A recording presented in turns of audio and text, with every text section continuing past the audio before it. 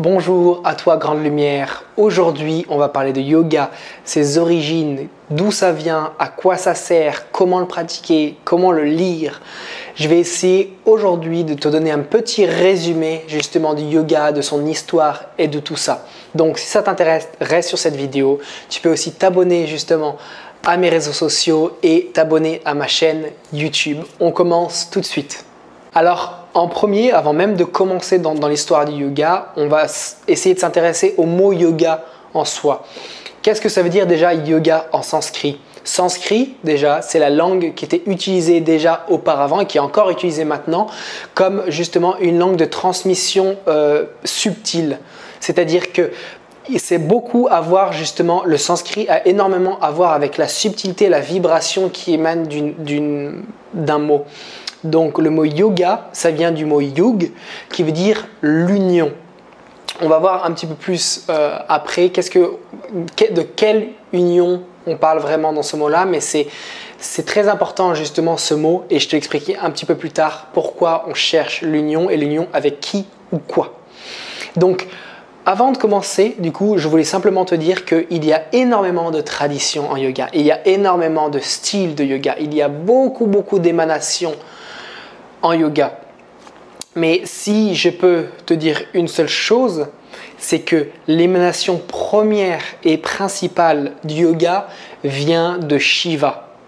C'est les enseignements shivaïques, c'est-à-dire le tantra yoga.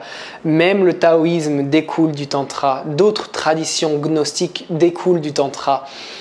Donc le tantra de Shiva est né il y a 7000 ans, approximativement. Donc Shiva, c'est une personne qui a vécu, selon justement les textes, selon les écrits, c'est une personne qui a vécu et on peut aussi l'appeler Shiva Enki. Enki qui fait référence notamment aux Anunnaki. Anunnaki qui était justement une race extraterrestre qui venait de la planète Nibiru.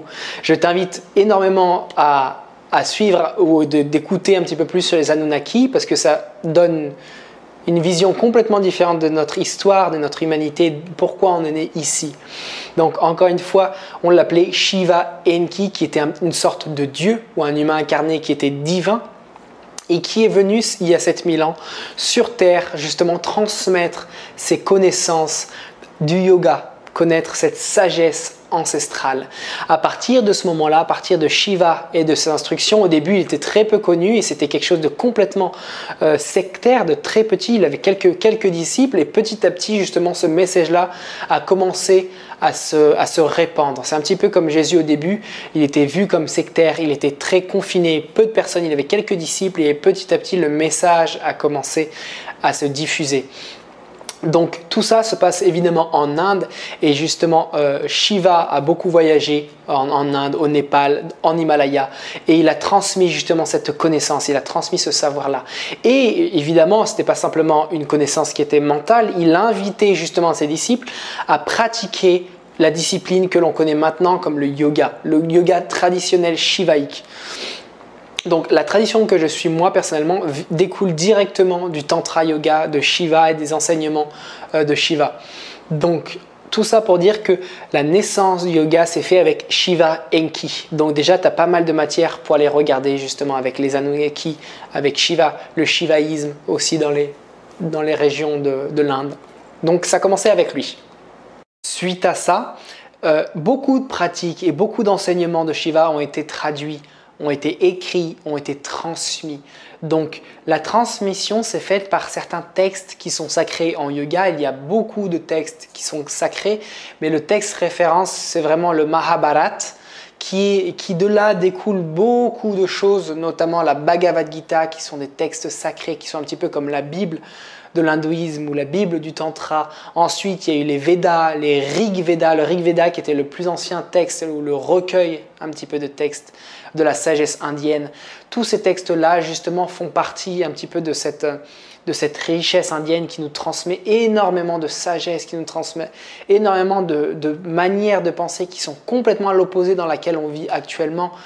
Donc, je t'invite vraiment à aller lire la Bhagavad Gita, qui est un petit peu un essentiel, un petit peu un concentré, mais qui montre à travers des analogies, à travers des métaphores, beaucoup de compréhension spirituelle interne, des choses qui sont parfois difficiles à comprendre, à accéder mentalement simplement avec la pensée.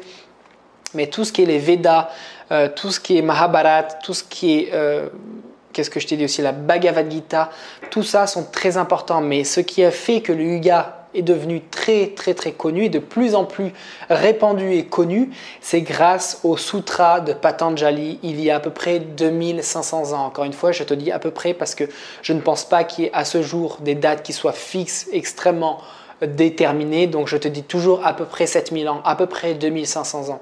Donc là où ça marque justement une vraie avancée pour le yoga et pour Shiva et pour tous ces enseignements-là, c'est vraiment cet aspect de Sutra de Patanjali où là, ça a été un petit peu un recueil du yoga. Ça a apporté un petit peu plus de structure. Patanjali, c'était un yogi, encore une fois, c'était selon les textes une personne qui a vécu aussi, qui a un petit peu recompilé un petit peu tous ces textes comme tous les Védas, Mahabharat et Bhagavad Gita sous ce texte-là.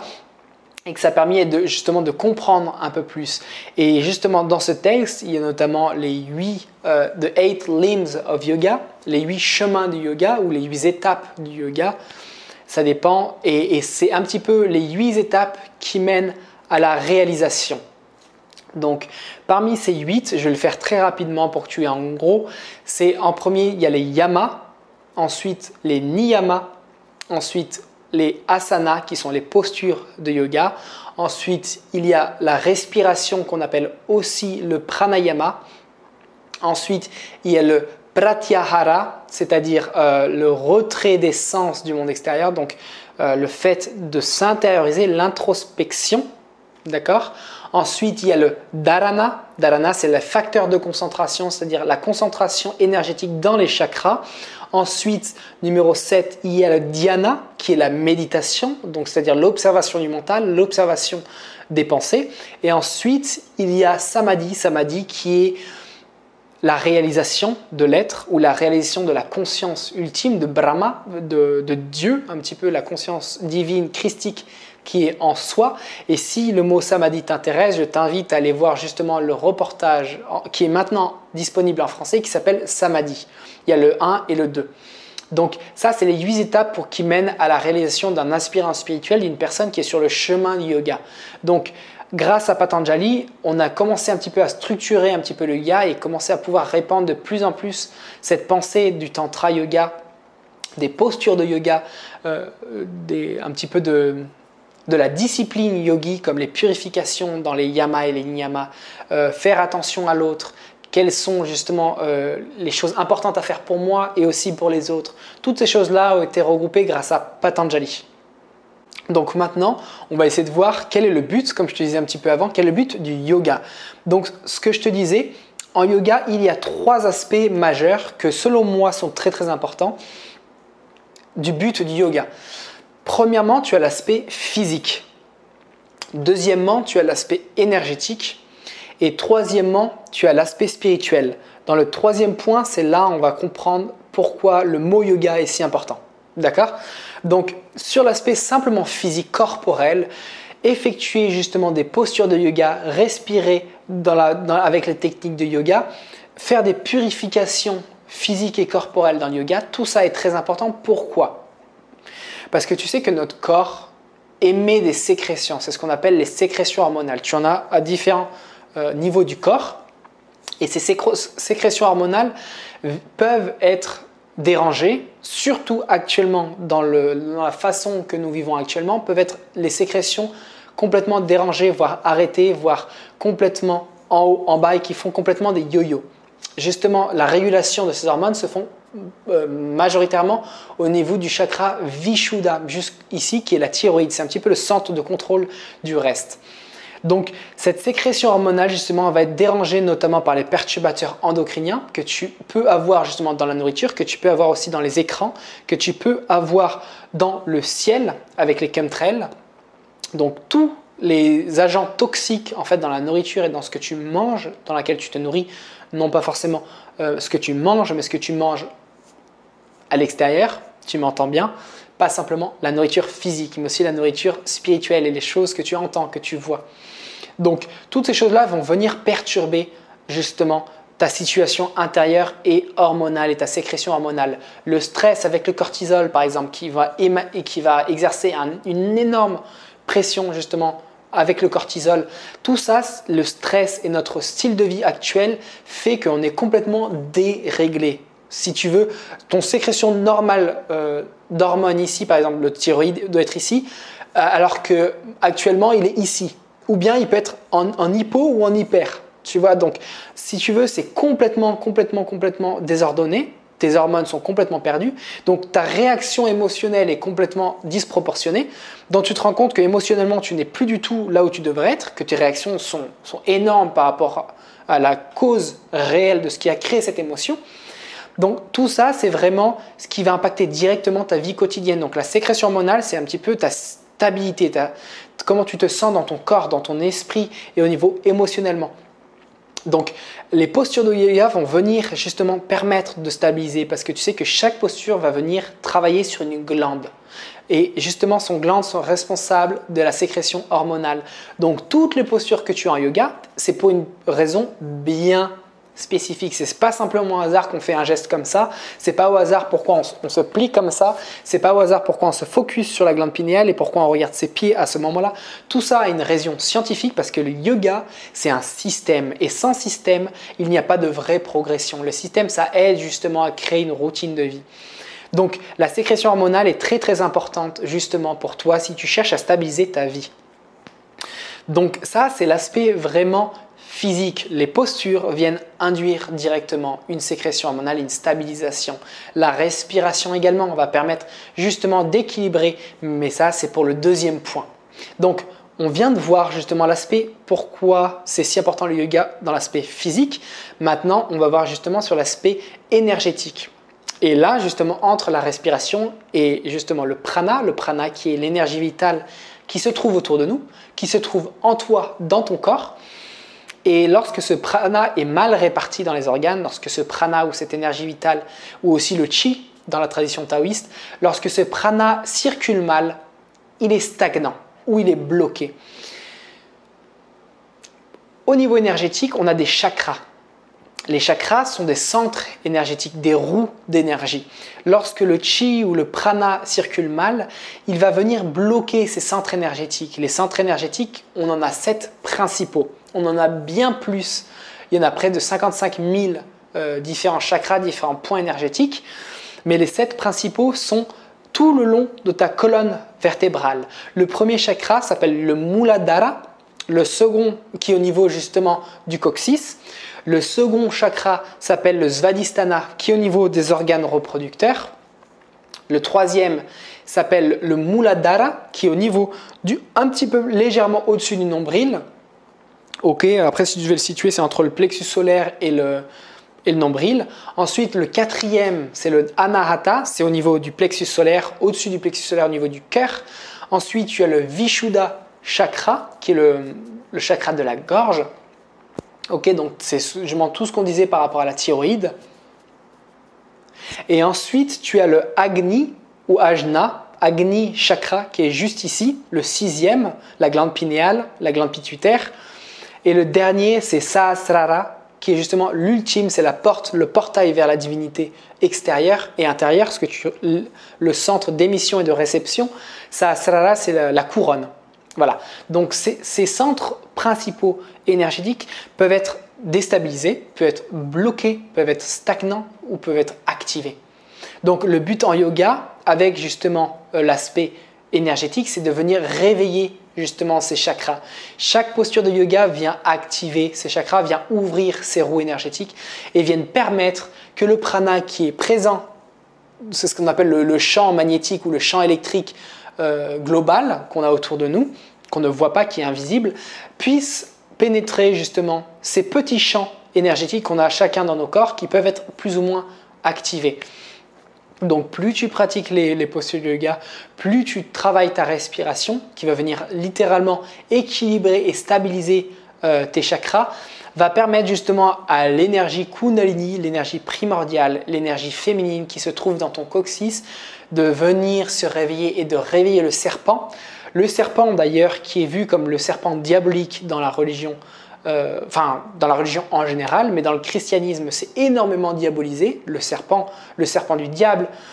Encore une fois, je ne cherche pas à débunk ou de critiquer, mais encore une fois, ce serpent est vu comme le serpent de la tentation dans un premier arbre du christianisme, dans une version de la Bible, alors qu'il y a aussi le serpent de la connaissance dans la gnose, dans les enseignements gnostiques et kémètes, qui justement nous fait comprendre que ce serpent-là, c'est non pas le serpent de la tentation, mais c'est le serpent de la connaissance. Et celui qui mange le fruit de la connaissance verra la réalité différemment. Alors que celui qui mange le serpent de la tentation, c'est la Kundalini de la tentation. Donc il y a deux versions dans la Bible, il y a deux manières et deux perceptions différentes. Donc, pour en revenir au niveau énergétique, l'activation de ces centres énergétiques fait que la Kundalini s'élève et permettre que ça vienne au niveau de la glande pinéale et qu'elle sorte justement par le dernier chakra qui s'appelle le Sahasrara. Donc ça, c'est un petit peu le but des yogis, c'est de venir réveiller cette énergie primordiale qui est incroyable, qui est fantastique. Et si ça t'intéresse, je te mettrai une vidéo juste ici de mon expérience avec cette énergie-là et tu pourrais aller regarder sur Internet justement ce qu'est la Kundalini. Mais donc, pour le deuxième aspect énergétique, c'est vraiment venir en fait énergiser ces chakras, activer ces chakras pour permettre en fait de créer une force électrique dans ton corps et venir aller titiller justement la force magnétique qui est la Kundalini et faire que le magnétisme et l'électrique se réveillent et viennent ensemble élever justement ces deux énergies polaires de polarité homme-femme, lune-soleil. Donc ça, c'est pour l'aspect vraiment énergétique. Ensuite, il y a un troisième aspect que je te parlais tout à l'heure, c'est l'aspect spirituel. Et on en revient à ce que je te disais aussi, de la dimension du mot yoga. Donc, le yoga signifie l'union. Et de par l'union, on entend l'union spirituelle du moi petit au moi grand. Et encore une fois, dans ce contexte-là, dans ce contexte de yoga, il y a le contexte de petit moi Atma Brahma. Atma Brahma, c'est littéralement c'est ma divinité intérieure personnelle. Et il y a le grand Brahma, ou aussi Parama Brahma, Parama Purusha, qui veut dire le grand tout. Donc le Atma Brahma, c'est ma divinité intérieure personnelle, alors que le Parama Brahma, c'est le grand tout. Parce que tu sais très bien que nous sommes nous-mêmes une graine divine, une graine de Dieu, une émanation directe de la source. Donc, dans notre individualité, on a aussi une connexion avec le grand tout. Donc, lorsque je te parle de troisième aspect qui est l'aspect spirituel, le mot union, lorsque l'on parle de yoga à la base, c'est de faire cette union entre le Atma Brahma, qui est mon moi microcosmique, avec le Parama Brahma, qui est le moi macrocosmique. Donc, c'est littéralement faire cette union entre les deux, c'est faire un câlin entre l'entièreté de mon être, qui est aussi l'Atma Brahma et le Parama Brahma, et faire justement la cohésion entre ces deux parties-là et faire comme Jésus l'a fait, accepter toutes ces parties divines et cet aspect aussi humain. C'est-à-dire que je suis Dieu, d'une certaine manière, je suis Dieu, je suis la représentation de la vie, avec un grand V, pas Dieu au niveau religieux, je suis Dieu dans son entièreté, dans ce grand champ de conscience, mais je suis aussi cette incarnation divine en l'humain. Donc je suis aussi humain qui peut se réaliser à travers ce grand tout. Donc ça, c'est vraiment les trois aspects que je voulais voir avec toi. Donc encore une fois, on revoit ensemble l'aspect physique, l'aspect énergétique et l'aspect spirituel. Ces trois aspects, pour moi, qui sont très importants dans le yoga à comprendre. Maintenant, on peut voir comment concrètement tu peux utiliser le yoga au quotidien. Alors c'est super simple, c'est super facile, dans le sens où c'est complètement accessible. C'est facile, tu peux accéder, c'est pas quelque chose de compliqué. Il faut juste trouver une personne qui s'y connaît ou des programmes, des formations en lesquelles tu as confiance. D'ailleurs, j'ai fait, si tu veux, si ça t'intéresse, j'ai fait un programme sur la routine matinale d'un yogi. Donc là-dedans, je te partage tout ce que je fais moi le matin et tu verras que c'est très très bien pour commencer. C'est super pour te montrer justement les quelques clés super importantes à faire pour commencer ou même pour pratiquer tout le long. C'est ce que je pratique encore maintenant. Tu vois, donc ça va te donner tout ce dont tu as besoin justement pour créer une routine matinale puissante. Je te mettrai ça dans la description. Et donc, encore une fois, comment tu peux l'appliquer toi dans le quotidien? Parce que simplement, commence à faire des postures de yoga. Tu peux regarder sur internet, tu peux regarder des cours en ligne, tu peux prendre une formation de yoga avec un prof qui t'inspire. Tu peux commencer par toi-même. Moi, quand j'ai commencé le yoga, j'avais un livre. J'ai commencé à faire comme dans le livre. J'ai essayé de tester. Pour moi, c'était naturel. J'ai eu beaucoup de vie en Inde, donc j'ai pas eu de problème à commencer avec le yoga. Donc, j'ai vu que tu commences à faire comme moi. Tu te mets dans ta chambre tranquillement sur ton tapis de yoga ou même sur un tapis ou quoi que ce soit. Tu commences le matin à faire tes postures. Tu commences à t'étirer, à étirer tes muscles, à faire les postures qu'ils disent dans le livre. Simplement, commence simple. Te prends pas la tête parce que si c'est trop compliqué, tu le feras pas. Donc, vaut mieux que tu fasses un truc simple, mais que tu fais tous les jours, plutôt que de rien comprendre à quelque chose et ne jamais commencer. Donc, commence simple, fais quelques postures de yoga le matin à jeun. Avant toute chose, tu te réveilles, tu te nettoies tout, tu commences à faire tes postures de yoga et après, tu peux faire ce que tu veux. Mais commence simple, fais tes postures de yoga, commence à mieux manger, commence à faire quelques petites respirations que tu trouveras aussi. Il y a plein de choses que tu peux faire comme ça. Commence par les postures, tout simplement. Vraiment, je t'invite vraiment à pratiquer ça parce que moi, je trouve ça m'a changé ma vie, littéralement. La routine de yoga a changé ma vie. La sagesse et la philosophie de yoga a changé ma vie. Les grands maîtres ont changé ma vie. D'ailleurs, je peux t'en donner quelques noms que tu peux aller regarder sur Internet si ça t'intéresse. Tu as Swami Vivekananda, qui était un grand sage indien de la des derniers 100 ans qui était juste ici, Ramakrishna, Swami Shivananda, Yogananda aussi, tout ça c'est des grands maîtres, Sri Anandamurti qui sont des grands, lui qui était un Taraka Brahma, qui est l'incarnation divine sur terre. Donc voilà quelques références justement de grands sages indiens qui ont énormément diffusé les messages indiens, notamment aux États-Unis avec Vivekananda et Yogananda, qui ont énormément dispersé ça et ça a été justement génial, justement pour la croissance du yoga. Et encore une fois, ne te perds pas trop dans les différents styles de yoga. À la base, le yoga, c'est simple. Il n'y a pas besoin de se prendre la tête avec avoir des belles fesses ou avoir un beau corps ou avoir la tenue parfaite ou avoir... On s'en fout de ça. Ça, franchement, c'est des détails et tu n'as pas besoin de... c'est vrai qu'en France et en Occident, il y a beaucoup de clichés sur la femme parfaitement habillée avec son yoga mat en train de faire le guerrier comme ça. Encore une fois, c'est pas mauvais, hein. C'est pas ça que je veux dire. C'est juste que tout ça, c'est des clichés, c'est pas important. Le plus important, c'est que tu aies ton cœur ouvert, que tu aies envie d'apprendre et que tu fasses tes postures simplement. Tu n'as besoin d'aucun attirail, tu n'as besoin de rien, absolument de rien. La seule chose que je te dis, c'est ton yoga mat, ton tapis yoga. La seule chose avec laquelle je voyage, c'est mon yoga mat comme ça et c'est tout. J'ai que ça, rien d'autre, à part évidemment tous mes trucs de nettoyage et de purification, mais tu n'as pas besoin de tout ça. Peu importe le style de yoga, il y a des yogas plus rapides, il y a des yogas plus lents. Moi, ce que je te conseille vraiment, c'est en fonction de ton caractère, toujours en fonction de ton dosha en Ayurveda. Si tu es une personne très excitée, à tendance très compétitive, à vouloir aller vite, à faire des choses vite, je te conseille de cultiver justement le yoga opposé, qui est un yoga lent comme Hatha Yoga, Yin Yoga. Évite de cultiver les mêmes valeurs que tu as toi. Donc si tu es stressé, si tu es tendu, si tu es très hyperactif, si tu es compétitif, qui est justement une caractéristique Pitta, donc feu, je t'invite à aller vers le Yin Yoga, Hatha Yoga. Pour les personnes qui sont beaucoup plus Kapha, qui sont beaucoup plus lentes, qui sont beaucoup plus de mal à se réveiller, qui sont beaucoup dans cette lenteur un petit peu plus, qui sentent la gravité, je t'invite à aller plus vers des yogas comme le Vinyasa, qui sont un petit peu plus dans le mouvement, ou même le Ashtanga, qui sont un petit peu plus forts, qui te permettent à toi de sortir un petit peu de ta zone de confort.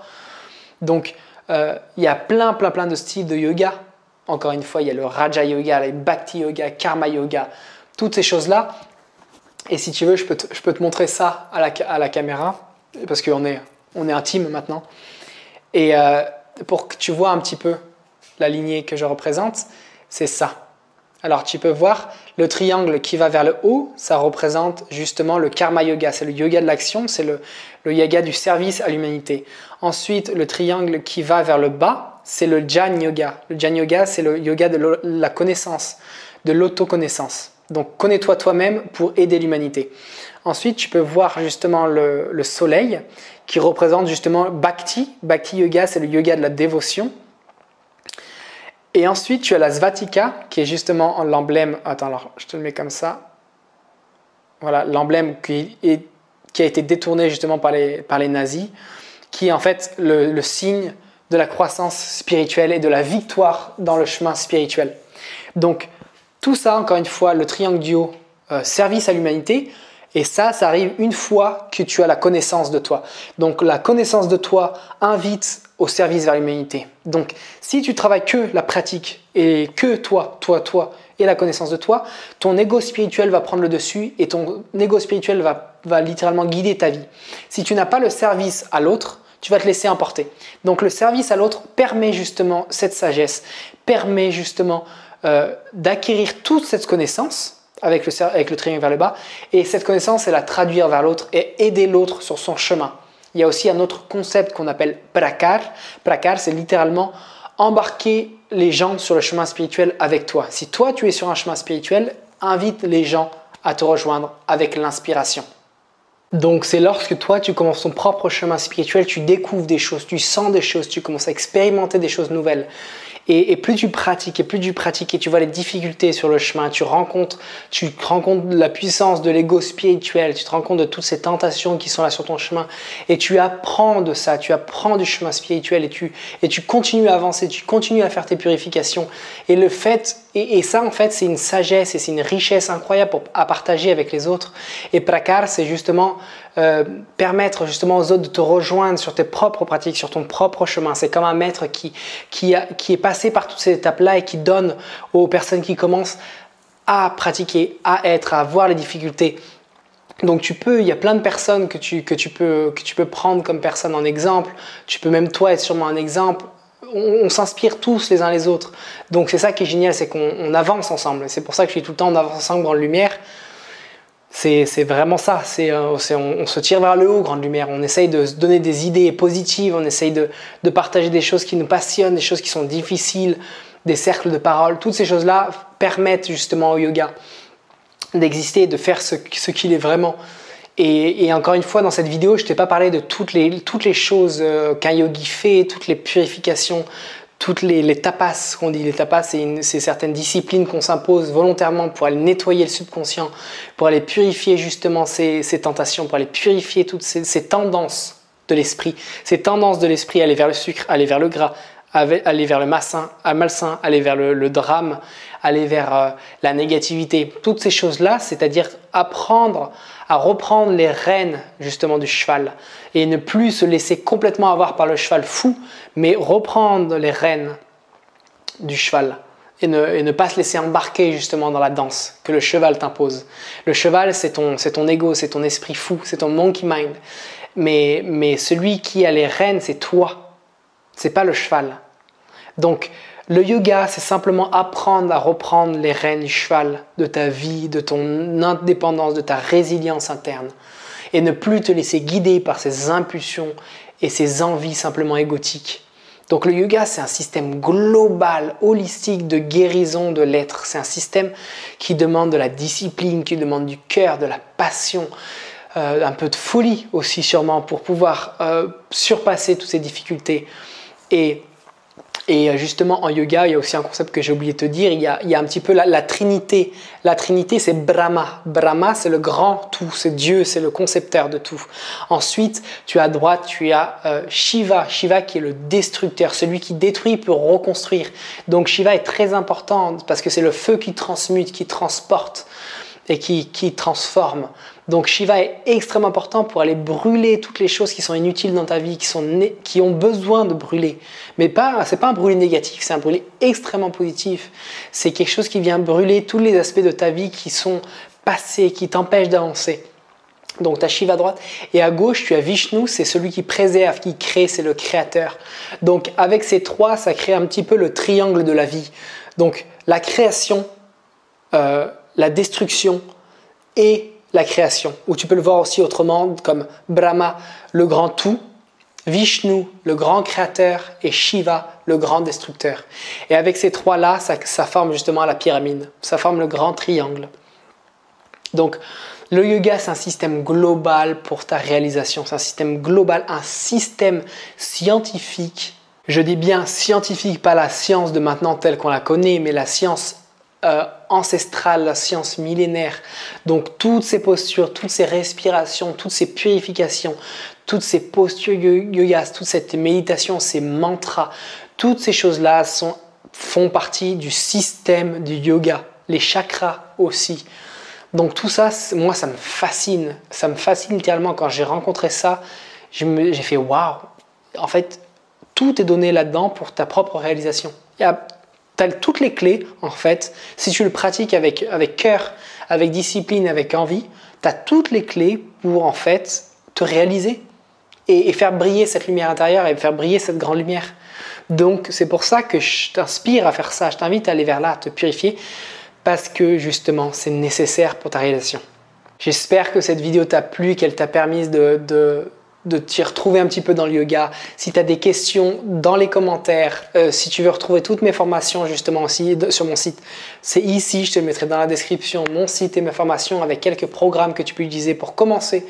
Je t'aime, Grande Lumière, à très bientôt, on avance ensemble.